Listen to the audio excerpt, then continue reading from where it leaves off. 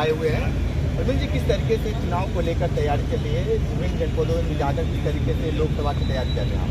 देखिए, हम लोग उत्तर प्रदेश और बिहार पर ज़्यादा फोकस किए हुए हैं और उत्तर प्रदेश और बिहार में इस समय पार्टी के संगठन का विस्तार भी हो रहा है। बूथ और सेक्टर की समीक्षा बैठकें भी चल रही है। जहाँ जहाँ हमारा बूथ कमज़ोर है वहाँ पर समीक्षा करके उसको चुस्त करने का बंदोबस्त किया जा रहा है। इसके साथ साथ जो सुहेलदेव भारतीय समाज पार्टी की विचारधारा है, बड़े पैमाने पर लोग पार्टी से जुड़ने का भी काम कर रहे हैं। और सिर्फ राजभर ही नहीं, चाहे जिस भी कम्युनिटी के हों, माननीय नेताजी के विचारों से प्रभावित होकर के वो सुहेलदेव भारतीय समाज पार्टी के साथ बहुत सारे आपके राजभर समाज से लोग हैं, बहुत सारी छोटी छोटी पार्टियाँ बनाए। अब देखा जा रहा है कि वो लोग समाजवादी पार्टी में जुड़ रहे हैं। इस पर क्या कैसे रोक थाम लेंगे? देखिए, जो विचारधारा से सहमत नहीं होगा वो कभी मेरे सामने खड़ा हो सकता है, पहली चीज़। दूसरी चीज़ ये है कि सुहेलदेव भारतीय समाज पार्टी पर लोगों का विश्वास है। जिन लोगों को हो सकता है अवसर प्राप्त न होता, जो अवसरवादी प्रवृत्ति में लिप्त हो चुके हों, तो उनको अच्छी चीज़ें कभी भी अच्छी नहीं लग सकती, उनको हमेशा खराब ही लगेगा। तो मैं भी प्रयास यही करता हूँ कि जो खराब लोग हों वो सुहेलदेव भारतीय समाज पार्टी से दूर रहे तो ठीक है, क्योंकि सुहेलदेव भारतीय समाज पार्टी साफ सुथरी पार्टी है, अंतिम व्यक्ति के हक हिस्साधिकार की लड़ाई लड़ती है। सुहेलदेव भारतीय समाज पार्टी सदैव प्रयास करती है कि गलत और सही को सही साबित करके दिखावे। और इसके साथ साथ उत्तर प्रदेश नहीं, देश स्तर पर अंतिम व्यक्ति जो है पीड़ित है, परेशान है, सामाजिक, शैक्षणिक, राजनीतिक और आर्थिक दृष्टिकोण से ऐसे समस्याओं का निदान भी कराया जा सके और ऐसे लोगों को मजबूत करने के लिए सरकारी जो सुख सुविधाएं हैं उसको जनता को बताने का भी प्रयास कर सके और प्रयास करके वो सुविधाएं उनको उपलब्ध भी किया जा सके। आप और आपके पिताजी एसटी आरक्षण की लड़ाई भी लड़ रहे हैं, इस बात को लेकर थोड़ा सा बताइए। हाँ, ये आपने बहुत अच्छा प्रश्न किया है। अभी आज के 3 दिन पहले हमने माननीय मुख्यमंत्री जी से मुलाकात किया था और इसी मसले को लेकर, और मुझे खुशी इस बात की है कि माननीय मुख्यमंत्री जी से जितनी बार हम मुलाकात करते हैं एसटी आरक्षण की प्रक्रिया को जरूर कुछ न कुछ आगे गतिमान हो करते हैं। जितनी बार हम लोग मिलने का रिजल्ट ये रहा कि अब सर्वे 17 जनपदों का सर्वे हुआ, रिपोर्ट तैयार हुई और रिपोर्ट शोध संस्थान में चली गई। शोध संस्थान में लगभग 4 महीना से वो रिपोर्ट पड़ी हुई। तो हम लोग भी वेट कर रहे थे कि भाई सदन में इस बात को आना चाहिए था, लेकिन सदन में नहीं आ पाई बात। तो हम लोगों ने योजना बनाया तो मुख्यमंत्री जी से मिल करके इस पर थोड़ा सा और पहल करने की आवश्यकता है, उनको ब्रीफ करने की आवश्यकता है। और उस दिन मिले माननीय मुख्यमंत्री जी से, शोध संस्थान से फाइल शोध होकर के अब वो सेंट्रल गवर्नमेंट के लिए भेजने का हम लोगों ने रिक्वेस्ट किया है। एसटी आरक्षण पर बहुत सारे संगठन के लोग भी लड़ रहे हैं, उनका कमेंट है हमारे पास, हमारे ऊपर उनका कमेंट है कि ये अवसर का लाभ उठा रहे हैं। अरे भाई, आप दौड़ रहे हैं न्यायालय में, न्यायालय आदेश देगा सरकार को। अब सरकार में भी तो वकील चाहिए ना। आपके इलाहाबाद हाई कोर्ट में संगठन के वकील हैं, तो वकील तो सरकार को तो चैलेंज करेंगे नहीं, तो सरकार में भी तो वकील चाहिए।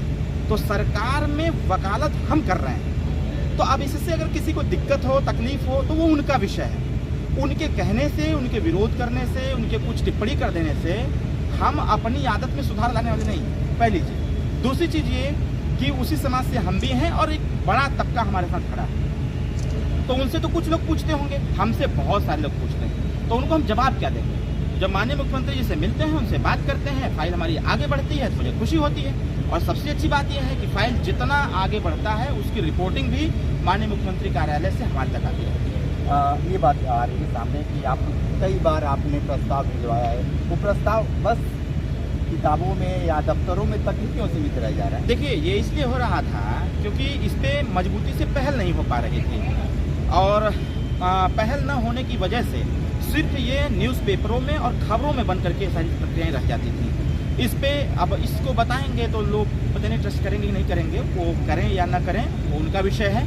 लेकिन हम बस एक संकल्प हमारा है कि हमारे समाज की 4 पीढ़ी बर्बाद हो गई। 4 पीढ़ी के लोग लड़ झगड़ करके कम से कम आज सुहेलदेव भारतीय समाज पार्टी के राष्ट्रीय माननीय नेताजी ने लड़ करके कम से कम देश नहीं पूरे विश्व स्तर पर बड़े पैमाने पर राजभर समाज का नाम रोशन किए। इसके साथ साथ जो अति पिछड़े दलित समाज के लोग थे, अल्पसंख्यक समाज के लोग थे, इनका विश्वास पार्टी के प्रति जागृत हुआ। तो हम लोग जैसे जब लखनऊ रहते हैं तो समाज कल्याण अधिकारी से मिलना, उनके ऑफिस में जाकर के फाइल को निकलवाना, फाइल में क्या कुछ चल रहा है उसको आगे बढ़वाना। अब ये तो हम बाजा बजा के तो करेंगे नहीं कि हम अगर जा रहे हैं समाज कल्याण अधिकारी से मिलने जा रहे हैं तो इसको बाजा बजा के चले, पूरा नगाड़ा बजा करके हम जा रहे हैं मिलने जा रहे हैं मिलने। हमारी जो जिम्मेदारी है, हमारी जो रिस्पॉन्सिबिलिटी है उसको हम करने का काम करते हैं। बाकी ये मैं भी यही चाहता हूँ कि ये जो एसटी आरक्षण का प्रकरण है ये सिर्फ न्यूज़पेपर में और न्यूज़ चैनल में और पोर्टल पर आकर के रह न जाए। ये यहाँ से जब तक, मैं ये भी आज आपको स्पष्ट कह दे रहा हूँ, माननीय मुख्यमंत्री जी ने ये भी स्पष्ट रूप से हम लोग हमेशा कहते हैं कि अरविंद जी इस पे आप लगे रहो, अधिकारियों से मिलते रहो। ये अधिकारी बदमाशी करते हैं, फाइल को दबा के रखते हैं। अगर आप कंटिन्यू इस पे काम करोगे तो ये फाइल कंप्लीट हो जाएगी, सारा सर्वे हो जाएगा, सब कुछ होकर के मेरे टेबल पर आएगा। मैं एक सवाल ये है कि आरक्षण को लेकर, एसटी आरक्षण को लेकर आपकी पार्टी रोड पे क्यों नहीं आंदोलन कर रही है? सिर्फ आप मुख्यमंत्री से मिलने जाते हैं और सिर्फ आप ही 2 लोग क्यों जाते हैं? अब पहले प्रश्न का मैं आपको उत्तर देता हूँ। अगर बिना धरना प्रदर्शन के रोड जाम किए, पहली बात तो आप इस चीज़ को जान लीजिए, जो कह रहे हैं इस चीज़ को वो पहले अपना दिमाग ठीक कर लें। सुप्रीम कोर्ट और हाई कोर्ट का आदेश है कि आप रोड को जाम नहीं कर सकते, पहली चीज़। दूसरी चीज़ ये कि अब जहाँ धरना स्थल था, धरना स्थल भी खत्म हो गया है। जो काम शांतिप्रिय तरीके से अगर हो रहा हो, जो काम शांतिप्रिय तरीके से और सुचारू रूप से वो गतिमान हो, तो फिर उसमें धरना देने की आवश्यकता क्या है? पहली चीज, पहले प्रश्न का उत्तर ये। दूसरे प्रश्न का उत्तर ये है कि जब लखनऊ में ओम प्रकाश राजभर, अरविंद राजभर ही उपलब्ध रहेंगे, तो हम राजेश यादव को, जब मेरे समाज का मसला है तो हम राजेश यादव जी को लेकर क्या करेंगे? वहां पर नित्यानंद पांडे को लेकर हम क्या करेंगे? फागू सिंह को लेकर हम क्या करेंगे?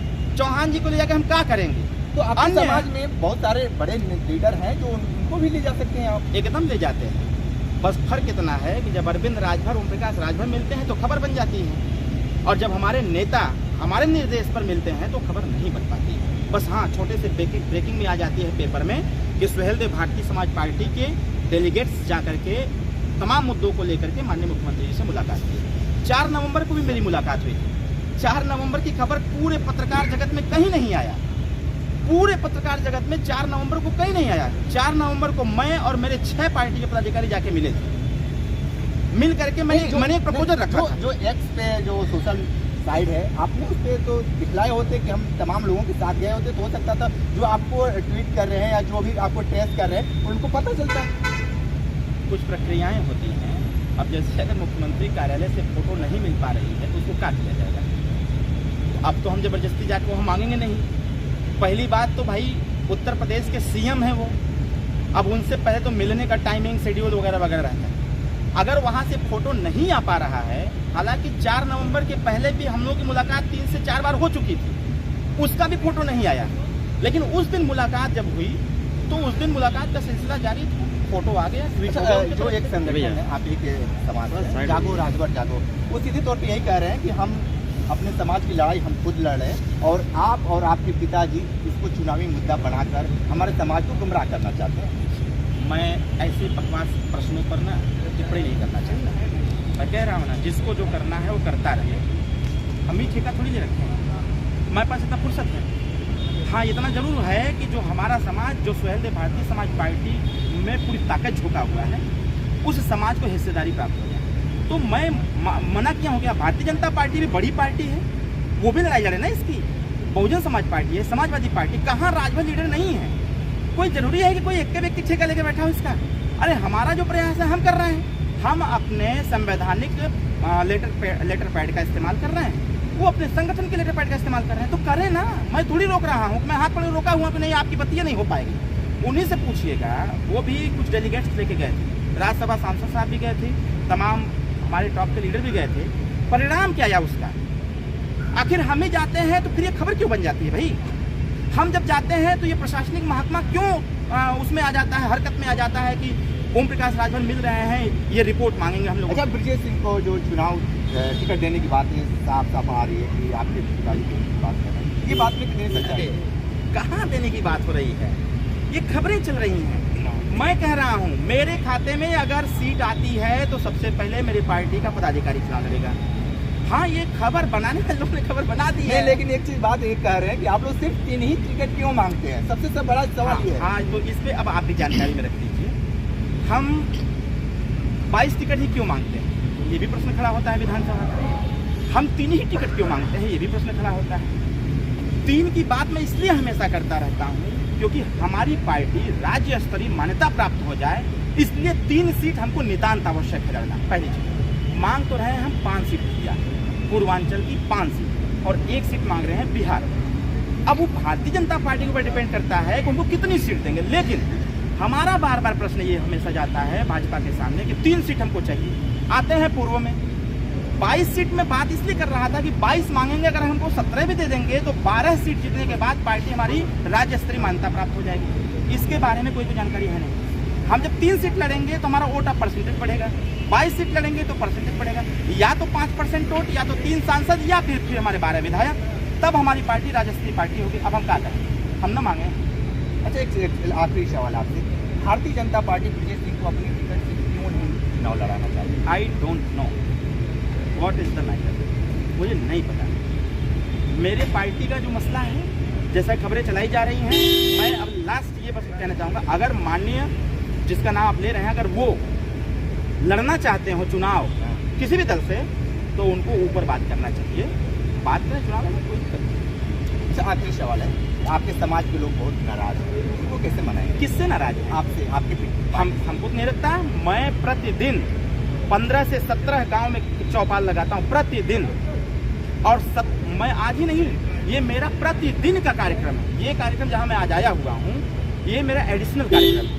प्रतिदिन मैं कार्यक्रम करता हूं, और जो माहौल, जो रुझान हमारे प्रति, पार्टी के प्रति जनता का है, वो देखने लायक है। ये सिर्फ जानते हैं, कुछ लोग हैं जो इस प्रकार के आरोप लगाते हैं, वो खुद ही चल चले हमारे साथ। मैं चैलेंज देता हूं, भाई। किसको नाम ले लीजिए? मैं नाम नहीं लेता, जो लोग भी कह रहे हैं, मैं चैलेंज देता हूं, मेरे साथ चल चले। रात को 11 बजे, रात को 1:30 बजे, रात को 2 बजे, 2:30 बजे, 3 बजे, 4 बजे भोर में मीटिंग करूंगा। मैं कार्यक्रम लगाऊंगा 11 बजे, जाऊंगा 4 बजे, मैं दिखाऊंगा वो दृश्य कि 11 बजे का कार्यक्रम मैं 4 बजे भोर में संबोधित करके आऊंगा, जनता बैठी है। अच्छा, एक चीज, एक आखिरी सवाल, बहुत समय ले लिए हैं आपके। एसटी आरक्षण 2024 में राजभरों को सौगात मिलेगा?